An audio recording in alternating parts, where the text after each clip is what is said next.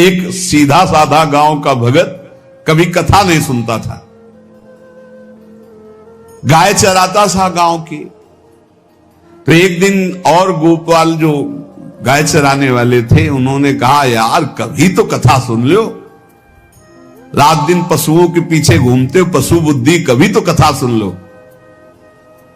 तो एक दिन सोचा दोपहर के भोजन गांव में पाएंगे जाके अपने घर में, और कथा हो रही वहीं से निकल लेंगे, जो सुन लेंगे तो सुन लेंगे।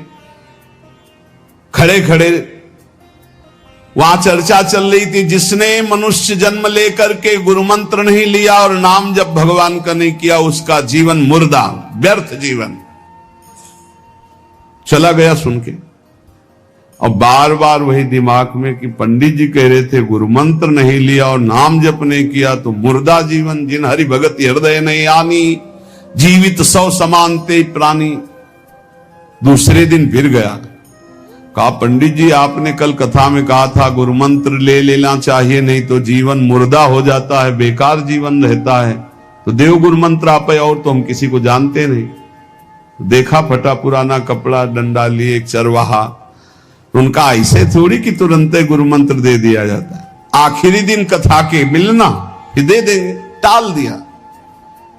अब वो आखिरी दिन कथा के तो दिन चढ़ावा चढ़ रहा था, तो पंडित जी ने कहा जब चलें तब ले लेना गुरु मंत्र, टाल दिया।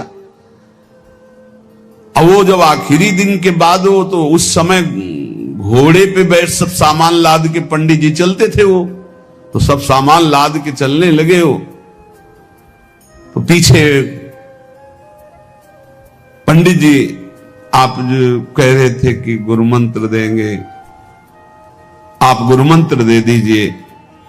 पंडित जी रबड़ी पवाई गई थी, घोड़े से उतरे, घोड़ा एक भगत के यहां खड़ा किया और लोटा लिया और भागे, क्योंकि सोच लगी थी। अब वो भगत किसान आदमी, गांव का गंवार आदमी पीछे लगे, पंडित जी अरे गुरु मंत्र दे दो, कितने दिन से टहला रहे हो आप। अरे उनका मतलब सोच का पेशा, तू गुरु मंत्र की बात कर। अब वो पीछे लगा कि अब हम नहीं जाने वाले, आपने सब सामान लाद ली थी, भगवान की कृपा कहो कि आपको सोच लगी आई, नहीं तो आप हमको तो गुरु मंत्र ही नहीं देते, हम आपको नाम पर विश्वास की बात। पंडित जी तो दत्त गपोचन, जय गुरुदेव की, जय गुरु। वो दबकाए है दत्त गपोचन, एकदम मूर्ख आदमी, तो सोच तो। वो प्रणाम कर लिया, जय गुरुदेव, दत्त गपोचन, दत्त गपोचन। जपना न राधा न कृष्ण न राम न हरि। घर आया, बोले आज से गाय चराना बंद। बोले क्यों? बोले गुरु मंत्र मिल गया, अब हम भजन करेंगे, हमारा जीवन मुर्दा नहीं रहेगा, अब जीवन सार्थक रहेगा। और मेहनत करने वाला आदमी, गाय चराने वाला आदमी, अब शुरू हो गया बैठ के धत गपोचन, धत गपोचन। अब इसमें न कोई भगवान नाम है, न कोई मंत्र है, न प्रणव है, न नमो नमः, कुछ नहीं। गांव के लोग, घर के लोग बोले कि यार 50 गाय चराता था, पता नहीं कौन सा हम लोगों का पाप उदय हुआ कि कह दिया कि कथा सुन लेना। अब वो गाय चराना भी छोड़ दिया, अब गपोचन शुरू हो गया। अब उसकी ऐसी लगन लगी, सहज सरल भोले जो होते हैं ना, हरिवंश महाप्रभु कह रहे हैं, मुनि मन ध्यान धरत नहीं पावत, करत विनोद संग बालक भट, दास अनन्य भजन रस कारण, जैसे हित हरिवंश प्रगट लीलान। लालजू महाराज बड़े बड़े मुनियों के ध्यान में नहीं आने वाले, बड़े विनोदी। रुक्मिणी जी से कहा तैयार हो, भगत के दर्शन करने चलना है। रुक्मिणी जी ने कहा बहुत दिनों बाद आज आपको किसी भक्ति की याद आई, प्रभु जरूर कोई महाभागवत होगा, हम चलते हैं। बोले बहुत विचित्र महाभागवत। चले, साधारण वेश में चलना है। जब गांव में गए, उस भगवान तो सर्वज्ञ ही है, उसके घर के दरवाजे में बैठ गए और रुक्मिणी जी से कहा कि पहले तुम मिल के आओ भगत के, फिर हम मिलेंगे। रुक्मिणी जी ने कहा हाँ ये उत्तम बात है, पहले हम उनको दर्शन दे के और दर्शन करके आती है। तो आंख मूंदे ऐसे, न खाना न पीना, धत गपोचन। रुक्मिणी जी ने कहा ये कौन सा नाम भगवान का, न विष्णु शास्त्र नाम में है न गोपाल शास्त्र नाम में है, और कहीं हमने पढ़ा नहीं, ये कौन सा भजन कर रहा है। कहे किसका भजन कर रहे हो, चुप रहा। फिर किसका भजन कर, 2-3 बार तो गुस्सा के आंख खोला, देखा कोई स्त्री, तो बोले तुम्हारे खसम का भजन कर रहे हैं, और किसका कर रहे हैं। वो रुक्मिणी जी आ गई, बोले बहुत जानकार भगत है प्रभु द्वारिकाधीश से कहा बहुत जानकार भगत है। बोले क्यों, बोले हमने कहा कि किसका भजन कर रहे हो, देखो हम इतना छुप के गई थी लेकिन वो पहचान गए, वो कह रहे तुम्हारे खसम का भजन कर रहे थे। अब भगवान ने कहा हाँ तभी तो हम आए भगत जोड़कर। बोले प्रभु आप दर्शन बाद में करना, जाके पहले हमारा प्रश्न बता दो, प्रश्न का उत्तर दे दो कि आपके विष्णु शास्त्र नाम, गोपाल शास्त्र नाम, बहुत से नाम हैं, ये नाम तो हमने कभी नहीं सुना। भगवान ने कहा ये नाम हमको तो बहुत प्यारा है। बोले आपको कब, मतलब ये कब कैसे नाम रखा गया।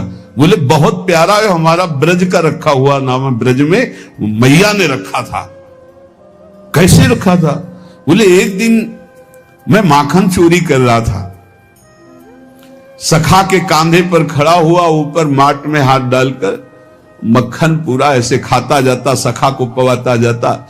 इतने में मैया और गोपी जन आ गई। एक कन्हैया ये क्या कर रहा है। अब हमने देखा कि फंस गए।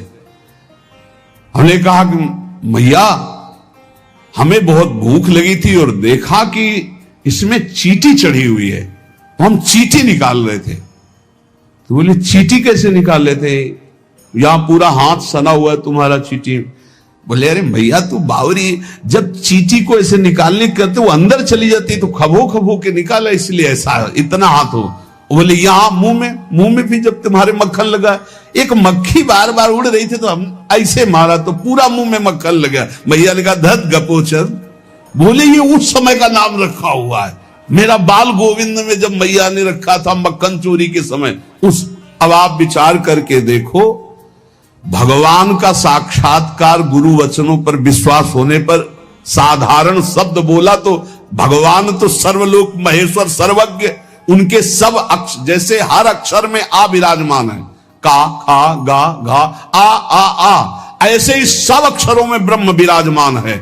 फिर राधा नाम तो स्वयं हरि जपते हैं, और राधा नाम तो परम प्रेममय है और बड़ा गुही है। विश्वास करके जब वो धदगपोचंद जपा तो रुक्मिणी और द्वारिकाधीश भगवान दर्शन देने आ गए, और तुम विश्वास करके राधा राधा जपोगे तुम्हें नहीं प्राप्त हो जाएगा।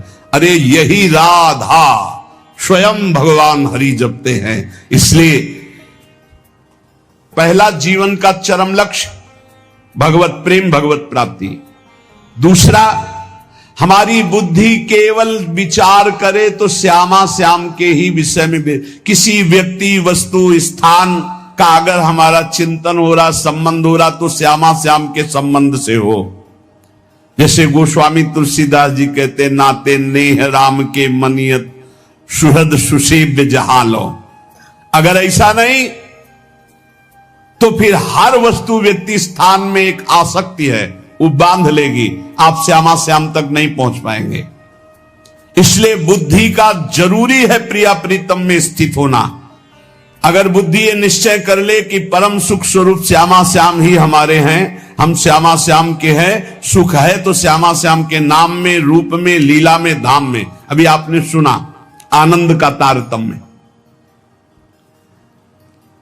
तीसरा, जो गुरुदेव ने नाम दिया इससे बढ़कर महत्व किसी नाम में नहीं होना चाहिए, किसी की निंदा नहीं। सब नाम हमारे प्रभु के हैं, पर हमारे लिए सर्वश्रेष्ठ नाम हो गया जो गुरु ने दिया है, जो मंत्र दिया, जो नाम दिया।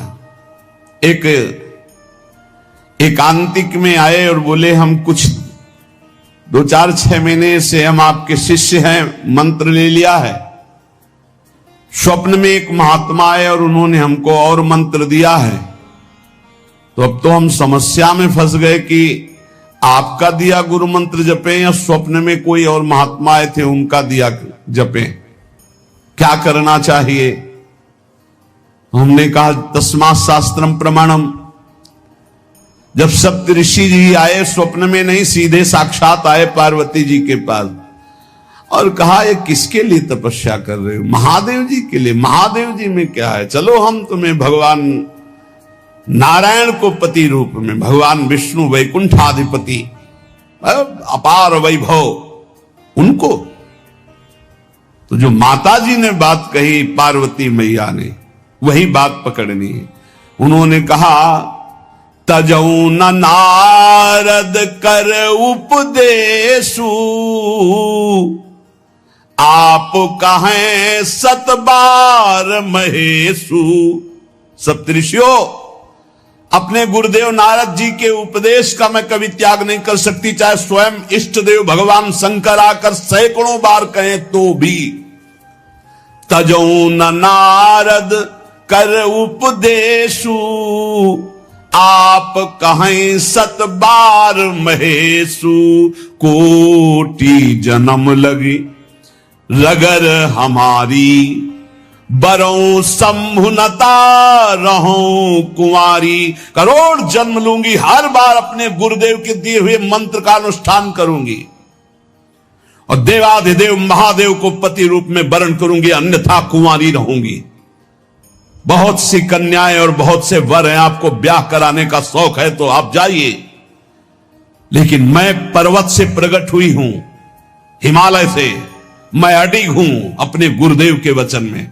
तो यहां कह रहे चौथा, समस्त इंद्रियां भोग विलास के लिए लालायित रहती हैं, सबकी। अब इनको भोग देना भी है, बिना भोग के, बिना विषय के जीवित नहीं रह सकते। शरीर चलाना है, सेवा धर्म पूर्ति करनी है, पानी पीना भी विषय है, अन्न पाना भी विषय है, देखना भी विषय है, सुनना भी विषय है, सब विषय के अंतर्गत आता है। तो यहां अपनी इंद्रियों से जो विषय ग्रहण करना है वो भागवतिक करना है। जैसे हमें पानी पीना है तो प्रभु को अर्पित करके राधा वल्लभ लाल की जय, और फिर भावना करो हृदय में प्रभु विराजमान है, जलपान करो। भोजन भोग अर्पित किया, भगवत स्वरूप प्रसाद, हम प्रसाद पा रहे। वस्त्र प्रसादी, सुनना भगवत विषय, देखना भगवत भाव, बोलना भगवत संबंध से, हर इंद्रियों के विषय को हमें भगवत संबंध से युक्त कर लेना है। यदि भगवत प्राप्ति करनी है, भगवत प्रेम प्राप्त करना है, तो पहला चरम लक्ष्य मुझे इसी जन्म में भगवत प्राप्ति करनी, भगवत प्रेम प्राप्त करना है। दूसरा बुद्धि का पूर्ण समर्पण अपने आराध्य देव श्यामा श्याम में। तीसरा गुरु प्रदत्त नाम रूप लीला गुण सेवा उपासना सांगोपांग गुरु प्रदत्त। चौथा समस्त इंद्रियां भगवत संबंध से युक्त। पांचवा जीव का चिंतन प्रत्येक क्षण पदार्थ, व्यक्ति, परिस्थिति, विचार भोगों के, क्रियाओं के, संबंधियों के, जहां जहां जाए वहां से हटाकर अपने लक्ष्य श्यामा श्याम में लगाओ, या जहां